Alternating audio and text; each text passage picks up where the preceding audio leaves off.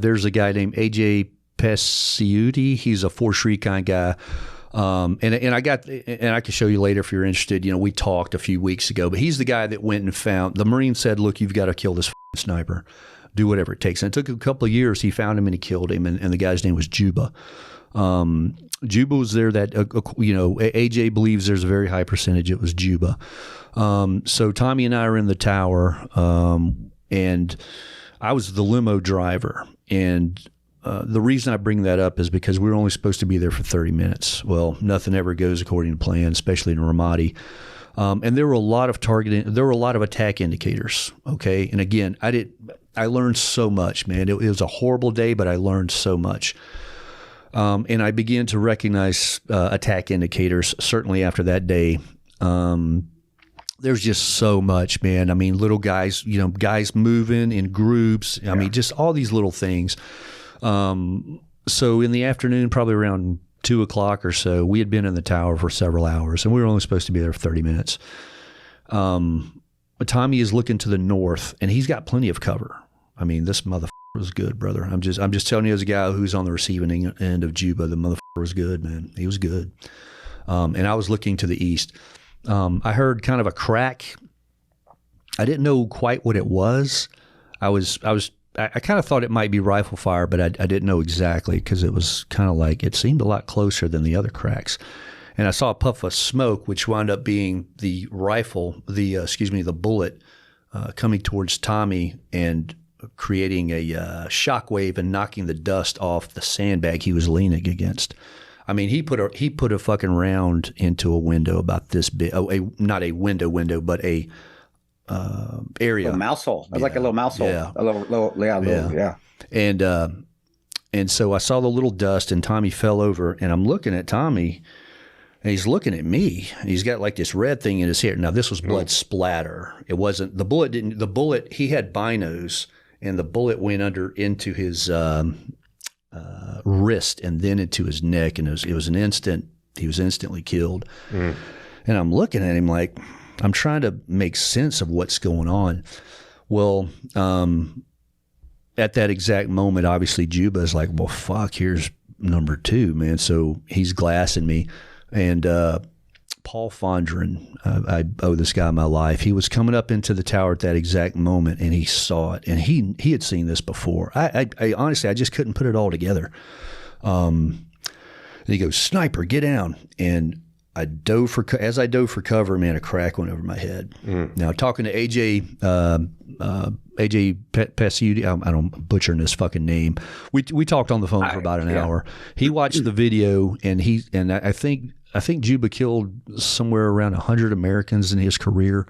He said, I'm the only person that Juba ever missed. Yeah. Wow. He was. You guys can search it. He was. Yeah. Was he officially AQI at that time, Juba, or was he with another organ? Was he one of? I can't remember if he was one of Sauter's guys or if he was actually Zarqawi's guy. I don't think he was Sauter's guy, because Sauter was a Shia guy. And Zarqawi was Sunni, and this was Ramadi, all Sunni. So I think he was a Sunni guy. And I think in the movie, I think it was American Sniper, they pegged him as a Syrian Special Forces guy, and he may have been. But we heard Chechen. I mean, there's just so many rumors. Nobody could really figure out who this guy was. And at that time too, there were still those Chechens were, and they were bad. Chechens, those guys were bad. I never got that scared feeling from looking at the terrorists. So they were from Iraq but man, when you see those white dudes with those beards and those eyes that look like shark eyes, I know those guys. I mean, it was those. Okay, it's like when I see a snake. I don't like snakes. I'm gonna kill it. I'm gonna kill it. That's how I don't like, because I'm that scared that's gonna hurt me. It's the same thing. I saw those Chechens when I wanted to run away, but it was like that cold feeling of. And that's one thing too. I was going to ask you was, I guess you just answered it. Was Juba Chechen? Because was he Syrian? Was he Chechen? To me, that's a big deal. Maybe nobody else, but to me, I always wanted to know that. I know there were Chechens operating there, but Juba, I believe, was he was definitely an Arab, and I'll have to ask AJ. He's running for office out there, so I know he's busy. Oh, wow. But we talked on the phone for like an hour. But he's on a podcast called Combat Story, and it's a couple hours long. We're familiar with it. Okay. But he's on there, and he tells the whole background of how all this happened. But he watched every single kill video, and when he got, I say my kill, it wasn't, I was in the video, and he was like, "Hey man, you're the only person he's ever missed." And I'm just like, "Holy fuck, man." It's probably like the opposite feeling of where you said, where you're saying, "Is God angry with me?" Oh, and yeah. You're probably like, "It's God has something planned for me." Say something planned for me, yeah. So when it happened, Brian? When you got did you get it together, or did you just have to go into the habits and you just started moving? And when did somebody start returning fire, or did anybody? Because that's always been the fog of war. Did you guys? We're like, did they return fire? What the hell happened? The military. I'm sure the military started coming in. What happened after? I always wanted to know that. Get the story from you that was on the ground. Yeah, and I'll tell you, man, and I'm not proud of it, man.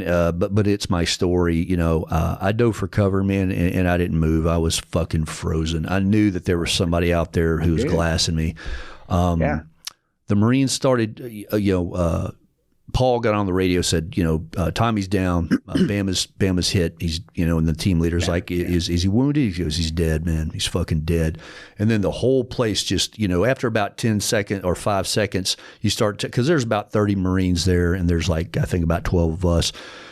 So it's like, hey man, there's a fucking attack coming, man. Just start fucking killing anything doesn't look like us. And everybody started opening up, man. Machine guns, belt feds, 40 millimeters. I think later someone called in CAS. They never dropped that I saw, but the Hornets showed up, man.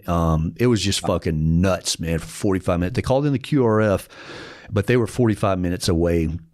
And I'm just laying there, man, and I'm looking at Tommy, and I just can't fucking figure it out, man. I'm just like, he can't be dead. We were just talking, man. And I put my hand on him, man, and he was still warm. And I was just like, hey, man, you wanted fucking war, bro. This is war, And I instantly regretted wanting war.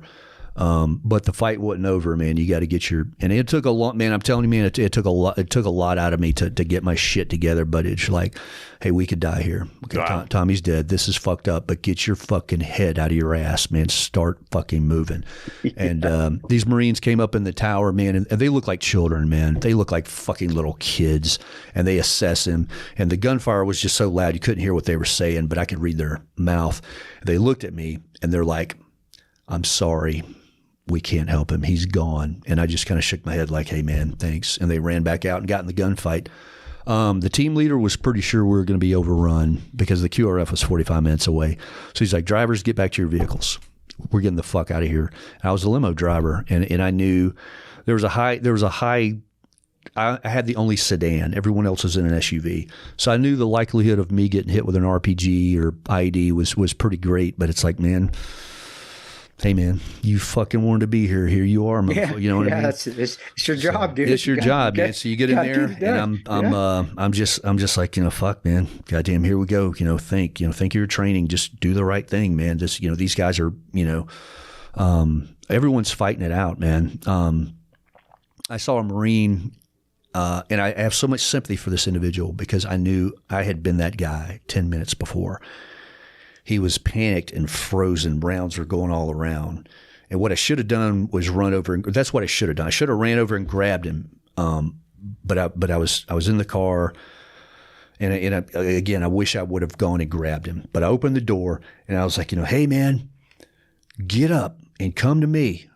You gotta move, man. You gotta move. And he starts running towards me, and he gets behind the car. He runs inside the building, and I never saw him again. But what I should have done is I should have got my shit together, ran over there, and grabbed him.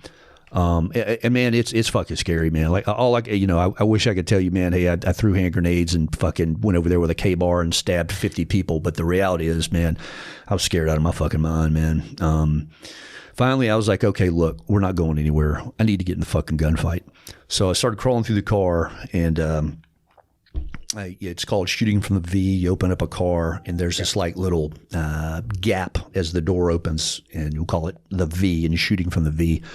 And I just started looking for targets, man, and I saw a guy. I was like, holy fuck, man, there he is. There's the enemy. Is this the guy? I don't know, but fucking he's definitely the bad guy, And I aim in on him. First time in my life I've ever looked at another human being with a rifle like I'm about to fucking kill a guy. And I pulled the trigger. Nothing. He kept coming. He didn't explode. He didn't yell. It was like, well, fuck that. Well, this is a shitty fucking gun. You know what I mean? Like the gun's fire. You know what I mean? I mean, you see these movies where these dudes do all these crazy backflips and shit, and it's like, I know I hit the guy. He just kept coming, man. And so I aim in on him again. I go to pull the trigger, and it's like, click. Well, what had happened was I didn't listen to anybody because I was too fucking smart, and I'm too cool, and I'm the recon guy, and I had a double magazine thing. And all the dev group guys were like, don't fucking use that. It's fucking worthless. I was like, I need ammo. They're like, don't fucking do it. Well, it's too heavy. So as I crawled through the vehicle, it started coming out. So I only got one round off, and then the magazine fell. So now I'm sitting there in the worst gunfight of my life with my dick in my hand, right? I'm like, okay, goddamn, get your shit together. So I pulled one off off my vest, put it in there, and he's there. There he is again, right? And I'm like, okay, fuck, I'm gonna get this motherfucker, man. So I probably shot him about 3 or 4 times, and then he goes down, and I'm like, holy fuck, man, I just killed the enemy, holy shit. And then my brain starts getting, because you're target fixated at this point, my brain starts kind of coming back, and I see Hoser on the left, and he's shooting at him, and then I see Donkey on the right, and Donkey's shooting at him. I'm like, did I shoot him? Did they shoot him? Did none of us shoot? Because everybody was just, it was like, holy shit. It was like, the World War II movies, bro. It was just like, jets and shit. It was crazy, man. It was a crazy fucking day. May 10th, 2005. I'll never forget that place. But, so, man, who knows if I even, but in my mind, at least, I was like, okay, well, I killed the enemy, or you got your stuff together. Yeah, I got my shit together and got in the fight. So it was a win for me on a personal level.